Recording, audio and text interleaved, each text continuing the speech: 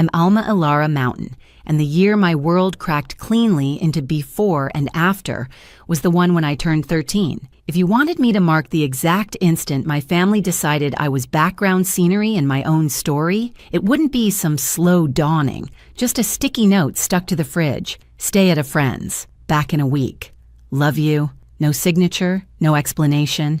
Only my mother's graceful handwriting that read like indifference. They headed to Florida the morning of my birthday. My older sister, Jasmine Mountain, uploaded a picture with her pink suitcase and a cheerful caption about family time, while Lily Mountain, my little sister, followed it with palm tree emojis. I waited on the porch, backpack balanced on my knees, convinced the note was only the beginning and that someone, anyone, was about to arrive. An aunt, a neighbor, a stroke of luck. No one did. The streetlights flickered on and a dog barked at me like I didn't belong on my own front steps. I warmed a burrito I didn't even like and ate it at the counter, pretending the microwave's buzz counted as conversation.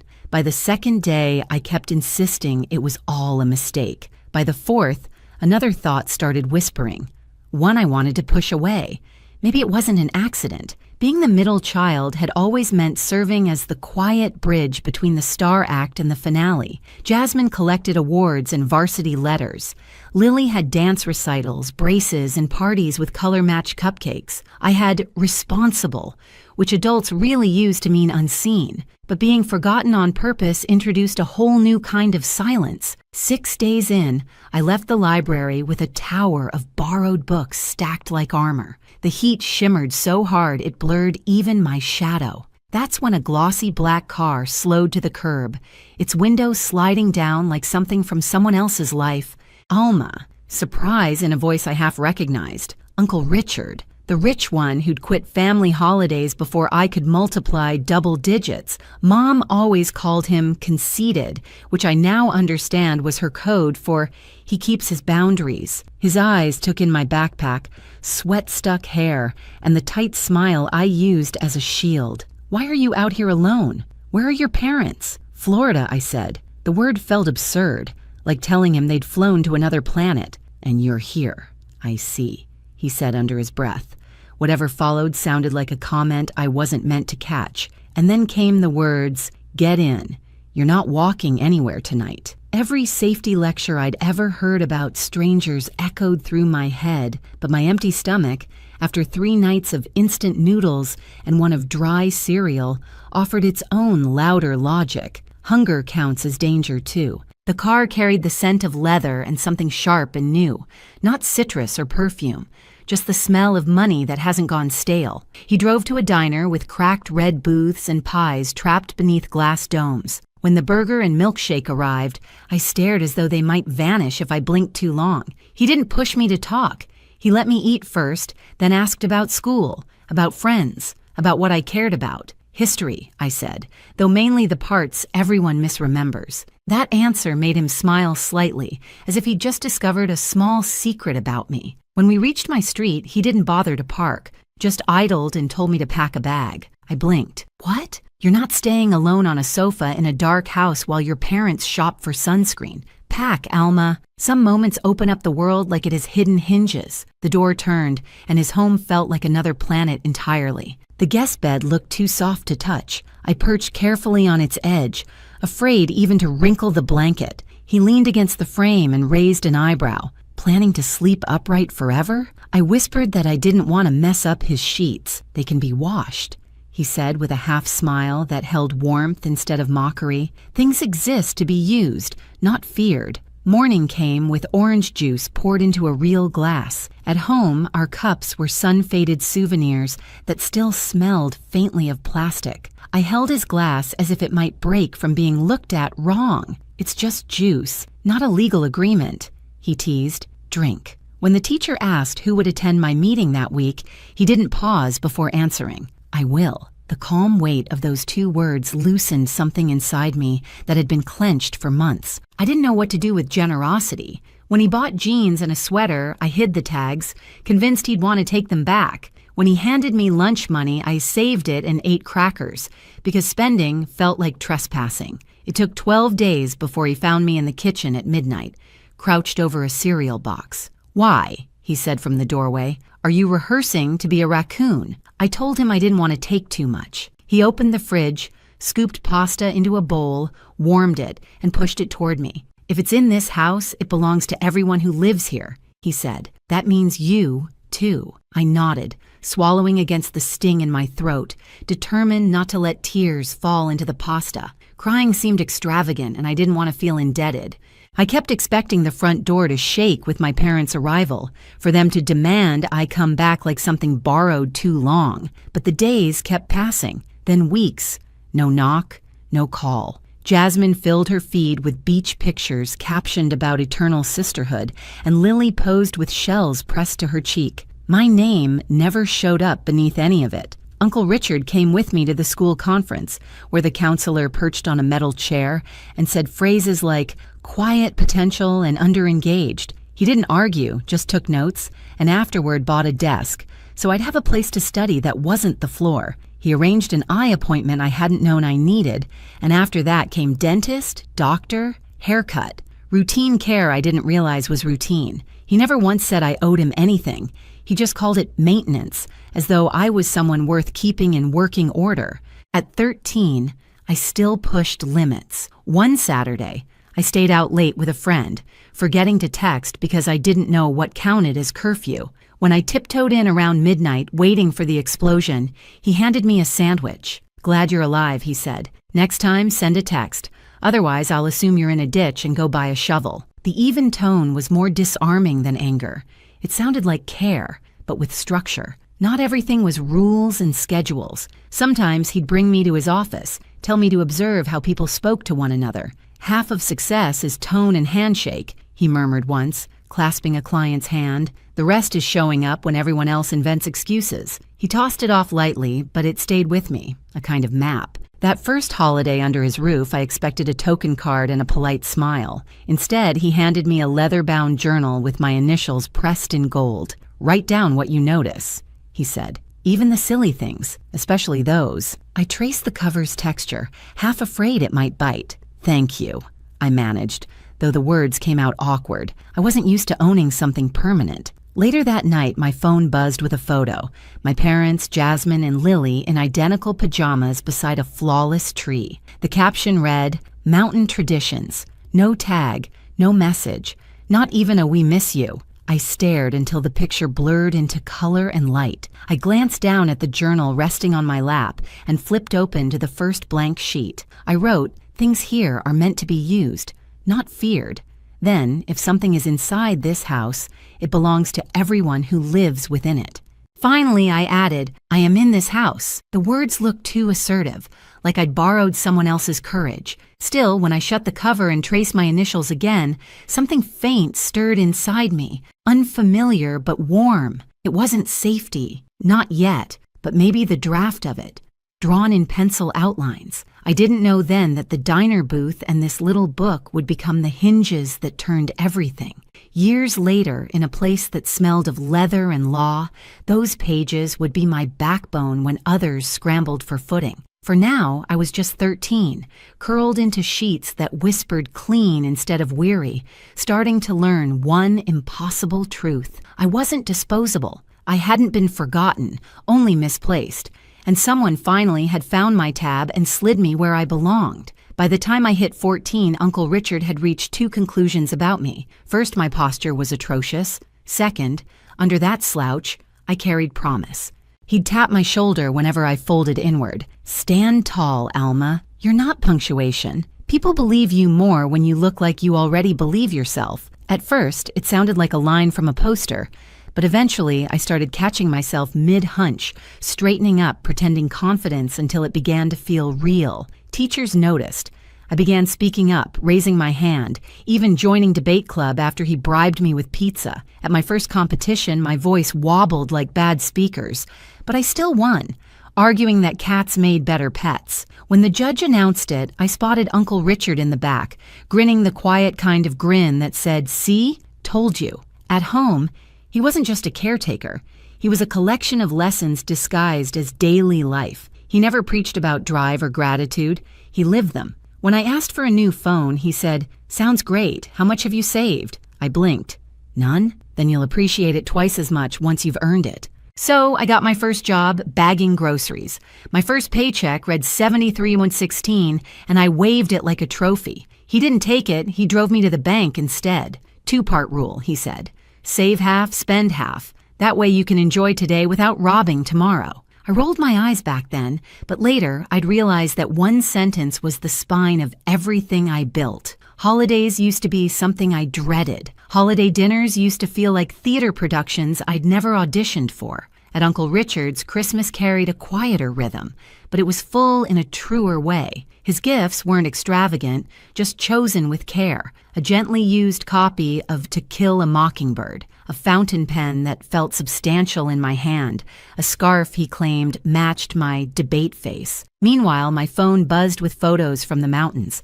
My parents, Jasmine and Lily, posing beside palm trees and tables that looked staged for glossy spreads. No one ever wrote, "Wish you were here." The hurt still stung, but it no longer emptied me out the way it used to. It reminded me instead that I was learning what family could look like when it wasn't all for show. One Christmas, he passed me a small box. Inside was a silver keychain engraved Mountain and Carlton. "A work in progress," he said. I looked up, confused. "A work in progress?" He smiled. "Because that's what both of us are. You're learning to build. I'm learning not to do it alone." Words failed, so I just hugged him. It was clumsy, like two people trying to remember an old language, but he didn't let go first. That night in my journal, I wrote, "You don't need shared blood to share a home." By 16, he began taking me to his office during summers. I was terrified. Surrounded by pressed suits, shining desks, and people who carried themselves like gravity worked differently for them. During introductions, he leaned close and whispered, "Relax." They put their pants on one leg at a time. Some even fall over doing it. I laughed, and the fear dissolved. That became our running joke whenever I felt small. "One leg at a time, kid." He taught me things no classroom ever touched. How to listen before answering. How to see what people meant instead of what they said. How to grip a hand like you meant it. Half the world bluffs, he told me once. The other half apologizes for existing. Learn to do neither. That was the first time I believed maybe I could build something more than just survival.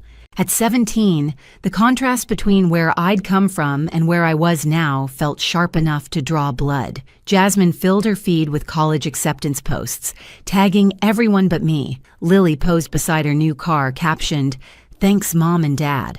Her grin as glossy as the paint. I stared at that photo while Uncle Richard brewed tea and murmured, "They don't even check in. Not a single text.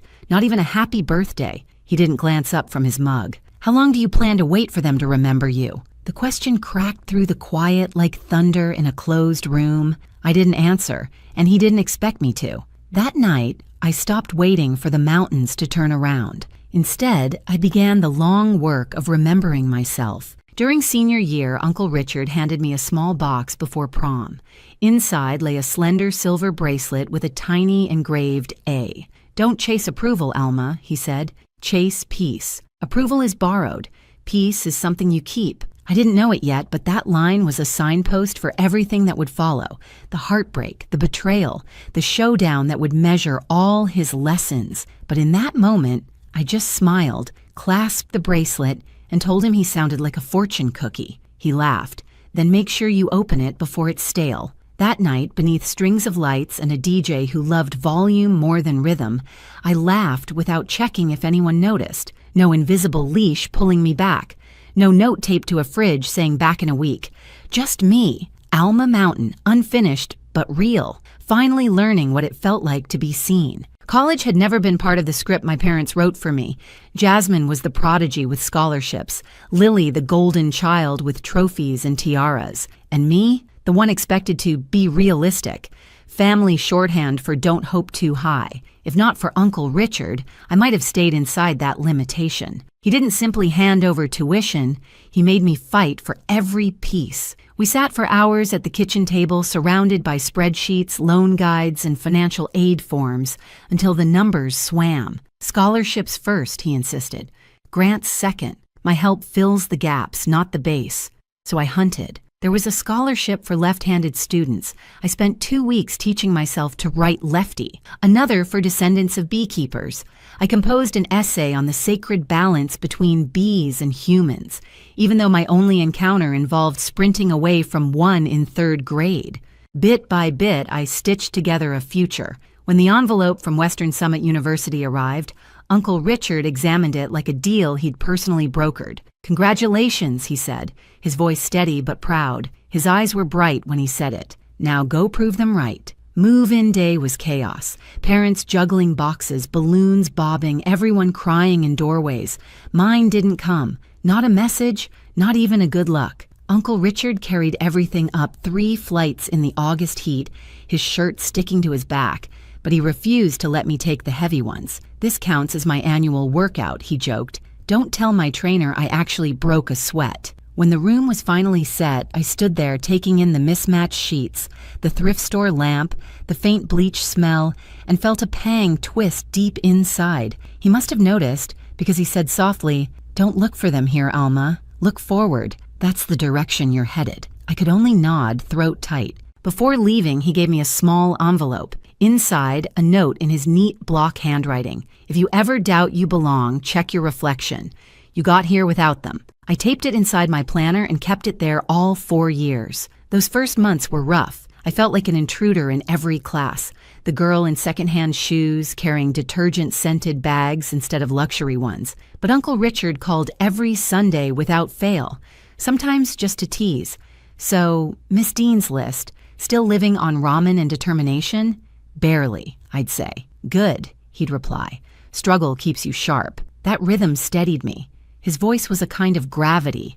In my sophomore year, I met Ethan Cole, the kind of person who could make a room exhale. We met volunteering at a community garden. He was actually planting things. I was pretending to know how a shovel worked. He offered to show me, and I rolled my eyes but let him. We started seeing each other months later, slowly, carefully, but it was real. Ethan wasn't a hero type. He didn't try to save me. He respected me. And that meant more than I'd ever expected. During finals one night, he asked, "Why do you double-check everything, even the tiniest stuff?" I hesitated, then said, "Because for a long time, I was the mistake nobody fixed." He didn't offer cliches. He just took my hand and said, "Then let's make sure no one overlooks you again." That was the moment I realized he truly saw me, not as the forgotten middle child, but as someone who'd carved out her own light. By junior year, an old ghost surfaced, Sabrina, Ethan's ex, the kind of girl who could turn remorse into theater. She started turning up at campus gatherings again, all smiles and polished charm, complimenting my clothes, while her eyes swept the room for an audience. At first, I told myself I was imagining things, but one night she let it slip that Ethan had met her for coffee to help with a business plan. Later, when I asked, he told me the truth. She reached out, said she needed advice, he said. I didn't think it was a big deal. It shouldn't have been. But that old sting of being replaced and forgotten came rushing back like a reflex I couldn't control. That night, Uncle Richard's words replayed in my mind. Half the world bluffs.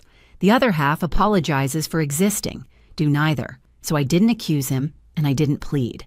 I simply said, "Next time, let her find someone else's generosity." Ethan nodded. No protest, no defensiveness. That quiet acceptance told me more than any speech could. By senior year, everything seemed to align like a long-delayed sunrise. I earned my degree in civil engineering, the same field Uncle Richard once described as the art of creating what endures. He sat in the front row at graduation, clapping so loud the dean actually paused to look up. Afterward, he handed me a modest silver pen. "Use this to sign the contracts you'll be proud of," he said. I smiled. "Not my autograph?" He chuckled. "One day. Build first, brag later." While others celebrated that night, I stayed in my dorm rereading the journal he'd given me when I was 13. The pages were filled now. Lessons, tiny victories, scrawled gratitude. One line stood out like a heartbeat. "If it's in this house, it belongs to the people in this house." That house wasn't a structure anymore. It was my life. And for the first time, I truly felt I lived inside it. After graduation, I joined a small engineering firm. It wasn't glamorous, but it was solid, and it was mine. Ethan found work in the same city, and for the first time, the path ahead felt like my own. Every Friday, Uncle Richard and I met for dinner. He'd lift his glass of whiskey and tease, "Look at you, Miss Mountain, scaling the ladder without tripping." I'd laugh and say, "Give it time. I still might." What I didn't want to see were the changes, the fatigue in his voice, the way he rubbed his shoulder after lifting grocery bags, the slight pause before remembering a familiar place. I told myself it was just age creeping in. I didn't know it was the quiet overture to everything about to break, because the strongest people don't collapse in one dramatic fall. They fade first, quietly, almost gracefully, until you realize you've been carrying what they used to hold. It began subtly, the kind of change you tell yourself not to analyze. Uncle Richard started canceling our Friday dinners, claiming work was brutal lately, words I'd never heard him use before. Then one evening, when I stopped by without calling, I found him asleep in his armchair at 8. The TV murmured an infomercial to no one. When I touched his shoulder gently, he startled awake, forcing a smile that came too quickly. "Long day," he said, voice thin. Guess I blinked too long. But the smile stopped short of his eyes. The signs multiplied. Prescription bottles lined the counter. His hand trembled slightly as he poured his coffee. He'd tell the same story twice in one evening. I noticed. He noticed me noticing. And together, we slipped into a quiet pact of denial. He still checked in on me. Calm, steady, the same way he always had when I was learning to build a life from the ruins. "You're doing well at work," he told me once after I vented about a difficult client. "Just remember, jobs replace you in a week. People won't if you choose the right ones." That line struck deeper than any performance review. I didn't realize it was his way of preparing me for a world where he might not be there to say it. Months went by. My career gained traction. My footing felt firm. Ethan and I found a rhythm that worked. His marketing job, my engineering projects, both of us steady. But every time Richard brushed off a cough or waved away my concern, that steadiness cracked a little more. Then the day came. A Tuesday. The phone rang. A shaking voice on the line. "Ms. Mountain, this is Grace from Mr. Carlton's office. He collapsed during a meeting. They've taken him to St. Luke's Hospital." The drive blurred. Just streaks of red lights and the drumbeat of my heart in my hands. When I finally reached his room, he looked impossibly small against all that white. Still, when he saw me, he managed a crooked grin. "Don't look so grim," he rasped. "Told them I wanted a free night's stay. 5-star if you ignore the food." I tried to laugh, but my throat burned. "You scared me," I whispered. He shrugged faintly. "First time for everything." Then, softer still. "Sit, kid." He waited until the room settled into stillness, just the quiet pulse of machines and the soft shuffle of footsteps somewhere beyond the door. "You know," he said, his voice raspier than I'd ever heard it, "I always thought your dad would be the one teaching you these things. How to stand tall, manage money, argue without raising your voice, but I'm glad it turned out to be me." "Don't talk like that," I whispered. "Like what? Like you're—" I couldn't finish. He gave that half smile again, the one that carried more comfort than words ever could. "Honest?" he said, taking my hand, a rare gesture from him. "You've exceeded every single expectation anyone ever had for you, Alma. Just remember one thing." "What's that?" "You're not the extra piece. You never were." My vision blurred, and I blinked fast, unwilling to let tears win. He caught the effort and smirked faintly. "If you get these sheets wet, you're paying the dry cleaning bill." I laughed, and the sound cracked halfway through. But for a heartbeat, it felt like the world had returned to normal. He stayed in the hospital a few nights, then came home. Slower now, quieter, still pretending nothing had changed. We never brought up the scare again, but both of us knew something invisible had shifted between us. That final Christmas, he gave me a box wrapped in gold. Inside was the same leather journal he'd given me when I was 13. Only now, it wasn't blank. Every page was filled. Short notes, advice, jokes, rough sketches, even taped restaurant receipts with scribbles like "Best Burger of 2014, still not worth the calories." The last page made me stop breathing for a second. His handwriting trembled, but stayed legible. "If they ever try to erase you again, remember this. You've already written your own chapter." I looked up, throat tight. "You've been writing in this all these years?" He shrugged. "Couldn't let you keep all the good lines for yourself." I leaned in and hugged him. "Not a careful one." A real one. He chuckled, murmuring, "Easy, you'll break a rib." But I held on a little longer, because something in me knew it was the last time I'd hear that laugh in the same room. When the call came months later, I didn't pick up right away. It was early, the world still half asleep. The phone buzzed again, then a third time. On the other end, Grace's voice cracked. "Ms. Mountain, I'm so sorry. Richard passed away in his sleep this morning." The world went soundless, as if someone had turned life's volume all the way down. I sat frozen on the edge of my bed, phone still clutched in my hand, staring at the wall as if sheer focus could force the world back into order. He was supposed to be okay. He was supposed to keep cracking jokes about aging and cholesterol, not disappear overnight. The following days dissolved into a blur. Calls, documents, funeral arrangements. He'd named me executor, naturally. Of course he had. No one else would know the details that mattered. Which tie he called his serious one, which songs made him grimace, how much he despised lilies and preferred simple white roses instead. The service was small and elegant, just the way he'd have wanted. A mix of old friends, a few colleagues, and those rare people who truly mattered. I stood near his photo, nodding through condolences that felt muffled, like I was underwater. And then they appeared, my parents, Jasmine, Lily, walking into the chapel as if it were a red carpet event. My mother hid behind oversized black sunglasses, large enough to conceal both her eyes and her conscience. My father shook hands with strangers, offering solemn words about what a loss to the family it was, despite not having spoken to Richard in over 15 years. When they finally noticed me, their faces went through a storm of emotions, shock, guilt, and calculation all tangled together. "Alma!" my mother gasped, clutching my hand. "We had no idea you and Richard were so close." I pulled away gently. "You never asked." My father cleared his throat, slipping into his practiced tone, the one he used for church speeches and business deals. "Your uncle was an extraordinary man, generous, successful, always a part of the family." That last word almost made me laugh out loud. Family. Jasmine's voice chimed in. Sugar over steel. "So, do you know when the will reading is? I mean, Uncle Richard was comfortable." Lily gave an exaggerated sigh, adjusting her pearl earrings. "I just hope he wanted us to keep the family legacy together. The house, the cars, all that." For a second, I wondered if I was dreaming or trapped in some cruel play. He hadn't even been buried yet, and they were already circling the inheritance like scavengers scenting fresh spoil. I didn't bother responding. I simply turned and walked away. Within a week, the flood began.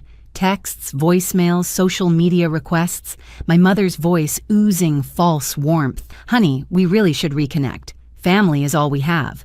Then a message from Jasmine slid into my DMS. "We should talk about estate matters soon," Jasmine wrote, while Lily sent an emoji that tried to make grief look fashionable. Not long after, Uncle Richard's attorney, Mr. Halpern, called. "The will reading is scheduled for Monday morning," he said. "It may be eventful. Your uncle was very specific about what he wanted." I smiled faintly, fingertips grazing the worn edge of my journal. "If they ever try to erase you again." They were about to find out what happens when you confuse quiet with weakness, and I was about to keep my promise to myself and to the man who taught me how to stand tall. The law office smelled of leather, old money, and the faint satisfaction of justice. Heavy curtains, dark wood furniture, chairs that forced perfect posture. The air carried that hush where every breath felt like testimony. Mr. Halpern sat at the head of a long mahogany table. My family lined the opposite side. My parents, Jasmine and Lily, wrapped in expensive mourning. My mother dabbed at invisible tears with designer tissues. My father folded his hands like a preacher ready for donations. Jasmine's phone kept glowing beneath the table, and Lily leaned close to whisper, "Do you think he left us the house?" I sat across from them, journal resting on my lap, heart steady, a plain black dress. No statement jewelry, no armor. I didn't need any. Halpern cleared his throat. "We are here to review the last will and testament of Richard Carleton." His tone was precise, deliberate. He began with the usual. Debts settled, small donations to charities, gifts to long-term staff. My family fidgeted, trying to look patient, practically vibrating with greed. Then he turned a page, Regarding the remainder of Mr. Carlton's estate, Jasmine leaned forward, diamonds catching the light. Lily clasped her hands like she was waiting for divine favor. My father glanced at me, a smirk flickering, half pity, half warning. Halpern read slowly, each word crisp as glass. To my estranged relatives who remembered me only when my bank balance suited their needs, I leave nothing. The silence split the room. My mother gasped. Jasmine's mouth fell open. Lily blinked, stunned. "He's joking, right?"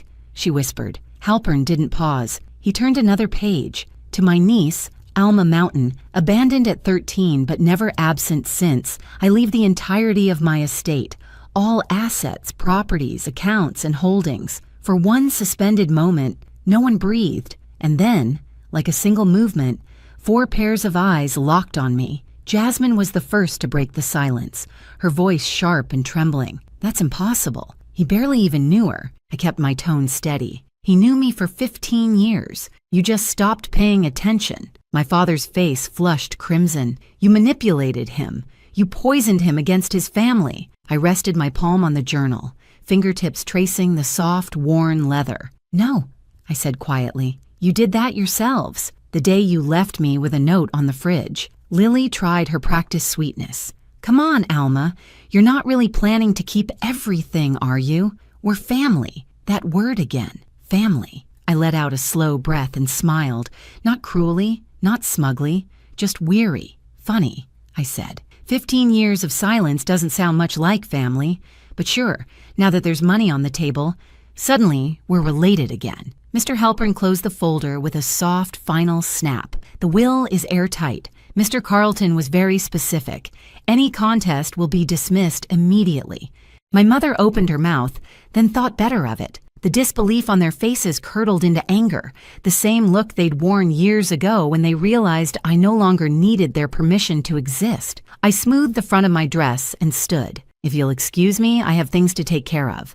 "Mr. Halpern, thank you for your time," Jasmine hissed. "This isn't over." I met her gaze evenly. "It was over when you stopped calling me your sister." Then I turned and walked out. Outside, the air felt new, sharper, cleaner, as if the world had been holding its breath and finally exhaled for me. Sunlight bounced off the building's glass facade, momentarily blinding, and in that flash, I saw myself. Not the scared 13-year-old with a backpack waiting for someone who never came, but a woman standing on her own ground, exactly where she chose to be. I pulled out my phone, opened my messages, and found the contact I still wished existed. "Wish you were here to see their faces, old man," I typed. Then after a pause, "You were right. I wrote my own chapter." I hit send, to nowhere, to everywhere. Later that week, I stood on the balcony of Richard's house, my house now, watching the city lights shimmer like the heartbeat of everything he'd built and left behind. I held the journal, flipping to its final page once more. The ink had faded a little, but the words still burned bright. "If they ever try to erase you again, remember this.